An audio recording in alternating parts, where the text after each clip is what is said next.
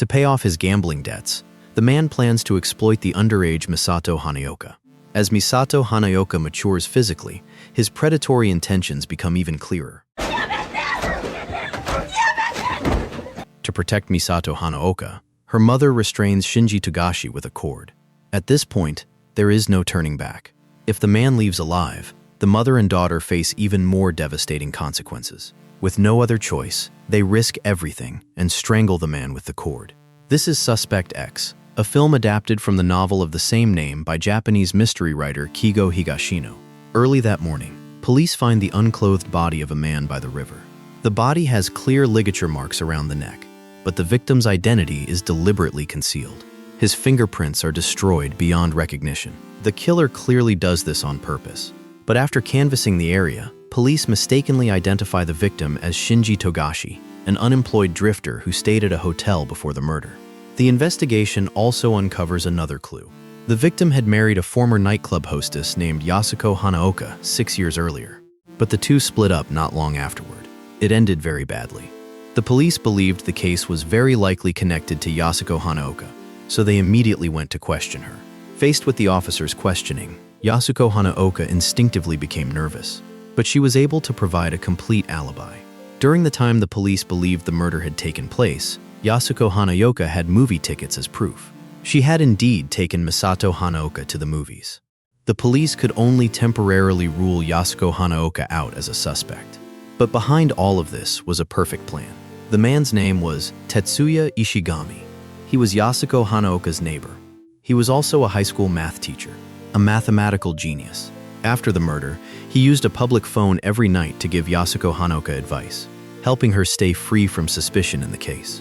Whenever that happened, Tetsuya Ishigami would feel a renewed sense of purpose. But the good times didn't last. One evening, when Tetsuya Ishigami returned home, but he saw the person he least wanted to see. The man's name was Manabu Yukawa, his former classmate and currently the most brilliant physics professor at Taito University. After learning that Manabu Yukawa had taken over the case, Tetsuya Ishigami knew ordinary tricks would never fool him, so he decided to use a self-incriminating decoy. First, he invited him over for a drink. Then, after he got drunk and fell asleep, he secretly opened a cabinet just enough to reveal the rope inside. As he saw Manabu Yukawa out, he suddenly said, "I really envy you. You're still as young and handsome as ever." Manabu Yukawa was stunned. As far as he remembered, his old classmate Tetsuya Ishigami had only ever cared about mathematics, so why was he suddenly concerned about his appearance? The thought left Manabu Yukawa deeply puzzled. If an unkempt man suddenly starts paying attention to his appearance, it's almost certain that he's either already in love or has someone he loves. After investigating, he discovered that Tetsuya Ishigami was always eating at Yasuko Hanaoka's restaurant. Only then did he realize the truth. If Tetsuya Ishigami, for the sake of the woman he loved, if Tetsuya Ishigami eliminated Shinji Togashi, the man who had been harassing Yasuko Hanaoka, then everything would make sense. ない問題を作るのと、その問題を解くのとではどちらが難しいか。ただし、答えは必ず存在するとする。To further determine what had happened, Manabu Yukawa and Kaoru Utsumi returned to the crime scene. They reanalyzed the case. They had previously believed that the suspect had lured the victim to the riverside, then killed him, and concealed the evidence. But the sharp-minded Manabu Yukawa saw it differently. In his view, the perpetrator destroyed the victim's face and the fingerprints on his hands. That alone showed the killer was extremely cautious. But why would such a careful person leave the victim's bicycle at the scene, with fingerprints still on it? That clearly defied common sense. 犯人は被害者の指紋をわざと自転車に残したんじゃないのか。犯人が？何のために？被害者が自力でその自転車に乗ってここまで来て、この場所で殺されたと見せかけたかったから。待ってください。つまり富樫慎二は別の場所で殺されてここに運ばれたって言うんですか？ After reconstructing the entire case, Manabu Yukawa once again felt that Tetsuya Ishigami could not be the perpetrator, because, based on his understanding of Tetsuya Ishigami, even if he truly wanted to protect Yasuko Hanaoka and her daughter, he would have chosen a more effective, lower-risk method. He would never be foolish enough to kill someone. But such a meticulous plan was not something an ordinary woman could have devised. That left only one possibility. After Yasuko Hanaoka carried out the crime, Tetsuya Ishigami learned what had happened and tried to clear her of suspicion, deliberately staging the scene to mislead the police and using a false alibi to completely remove Yasuko Hanaoka and her daughter from the investigation. It had to be said, Manabu Yukawa truly understood Tetsuya Ishigami. But, as someone with equally exceptional logical thinking, Tetsuya Ishigami would never have left behind so many flaws. 湯川はとても頭のいい男です。彼には気をつけてください。わかりました。To avoid arousing Manabu Yukawa's suspicion, 次のカードを切ることにします。君があの夜偶然会った友達は誰だったっけ？ he had no choice but to play his next card. くるみです。森のくるみ。そのことは警察にはまだ言ってないよね。石上さんにまだ言っちゃいけないって言われたから。じゃあ僕がこれから言うことをよく聞いて。With a single phone call, all of Manabu Yukawa's deductions were completely overturned, because the premise of his reasoning was that the alibi had been fabricated. But according to the officer's investigation, during the time of the crime, Yasuko Hanaoka was indeed seen at the movie theater with Misato Hanaoka. While Manabu Yukawa was left confused, Tetsuya Ishigami, on the other hand, wore a satisfied smile. It was obvious that he had anticipated all of this, but his smile soon disappeared, because that night, he saw Yasuko Hanaoka, the woman he had admired for so long, getting out of Kuniaki Kudo's car. They appeared to be far more than ordinary acquaintances. Standing in the rain, Yasuko Hanaoka also saw Tetsuya Ishigami in the corridor. As for that man's feelings, how could she possibly not know? Fortunately, when she looked back again, he had already turned around and gone back inside. But that scene planted the seeds of a staged jealousy narrative in Tetsuya Ishigami's mind. He began secretly watching the man who had driven Yasuko Hanaoka home. He desperately wanted to know what kind of relationship the man had with Yasuko Hanaoka. もし恋愛関係にあるというのなら、それはとんでもない裏切り行為である。私があなたのためにどんなことをしたと思っているのだ。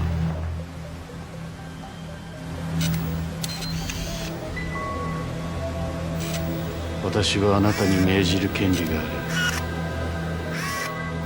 即刻この男とは別れなさい。さもなくは私の怒りがこの男に向かうことになるだろう。Just as Tetsuya Ishigami was preparing his fabricated retaliation, Manabu Yukawa, who was eating elsewhere, suddenly remembered something Tetsuya Ishigami had once said. 例えば幾何の問題のように見えて、実は関数の問題だとか、少し見方を変えれば解けるはずなんです。Realizing this, Manabu Yukawa immediately asked a colleague to bring him Tetsuya Ishigami's attendance records from school. Sure enough, he found something suspicious. Tetsuya Ishigami, who almost never took leave, had taken time off a few days before the murder to prepare for the body swap. This made Manabu Yukawa realize something. He immediately called Tetsuya Ishigami to arrange a meeting, but Tetsuya Ishigami refused, saying he had plans that night. Could Tetsuya Ishigami be plotting something again? これがうちのポストに入ってた。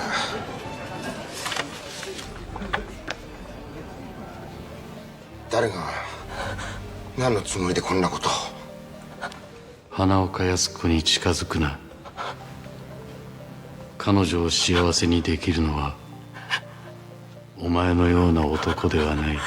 Faced with Tetsuya Ishigami's fabricated threat, Yasuko Hanaoka was badly frightened. She couldn't believe that the man who had always taken such good care of her would do something so extreme. Yasuko Hanaoka asked Misato Hanaoka. 他是不是不能跟其他男人见面？そんなことしてたら石上さんに嫌われちゃうよ。石上さんが味方してくれるの。きっとお母さんの。やめて。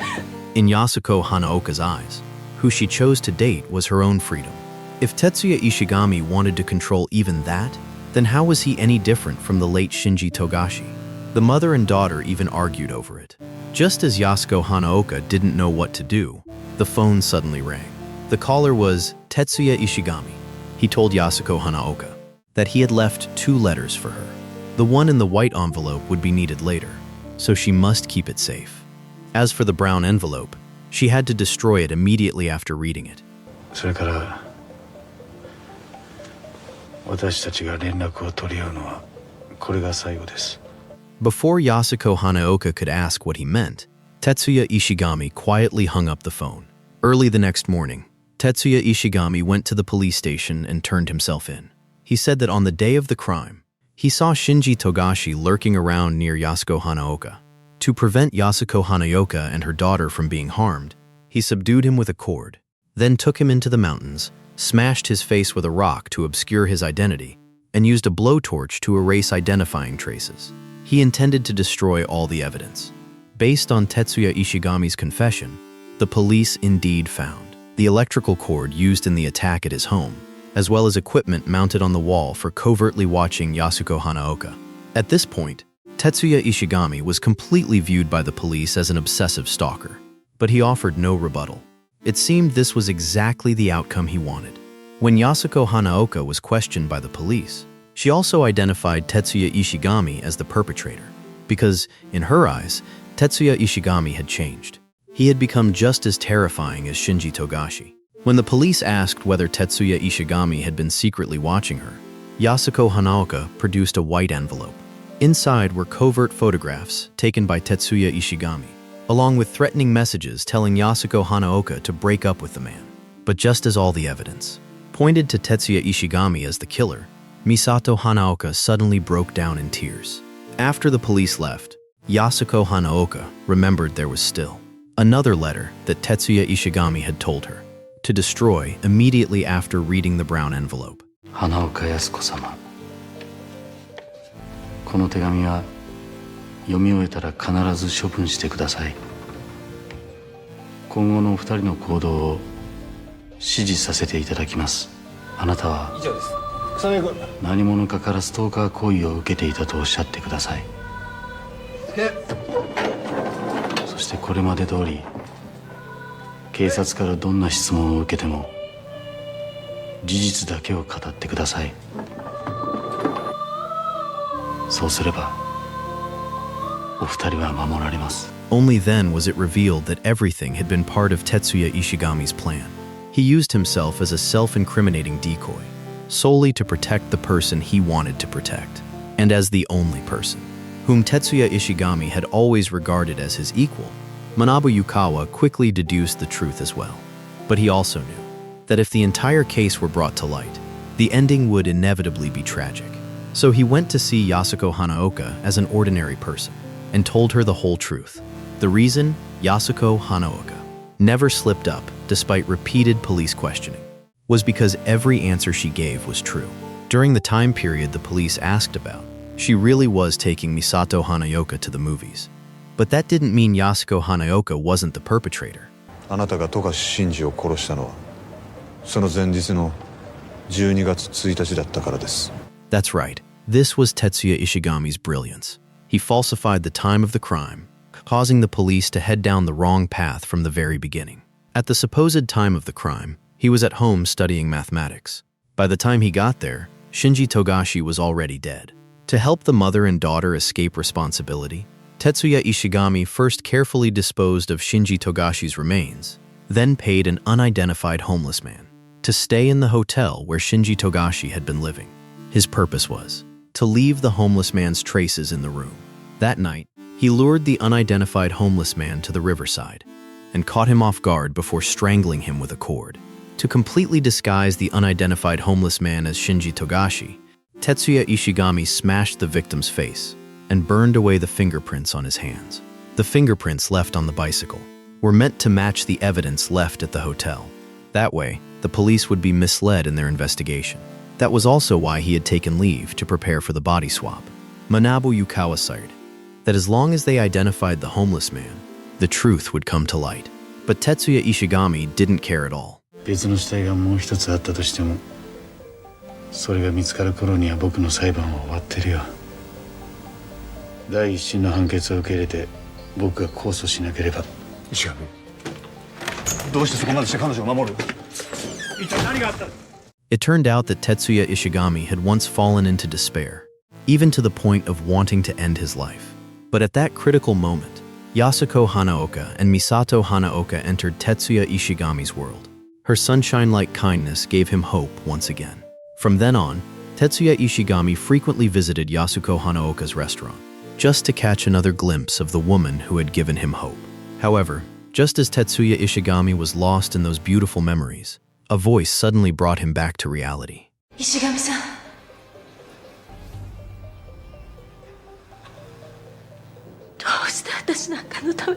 After learning the whole truth, Yasuko Hanaoka fell to her knees. She could not accept Tetsuya Ishigami bearing everything alone. She chose to surrender to the authorities. But to Tetsuya Ishigami, this was undoubtedly the cruelest blow of all. He had gone to extraordinary lengths, even dragging an innocent homeless man into the scheme, and making himself the self-incriminating decoy to clear Yasuko Hanaoka's name. Yet in the end, the entire plan still collapsed before his eyes. Viewers have had differing opinions about Tetsuya Ishigami's actions in the film. Some believe that his self-incriminating sacrifice out of absolute devotion was a morally compromised act of love, but because he pursued his goal. By making an innocent homeless man pay the ultimate price, he also had to bear the consequences he deserved. And what do all of you watching think about it? That's the end of today's story. I'm the narrator. See you in the next episode.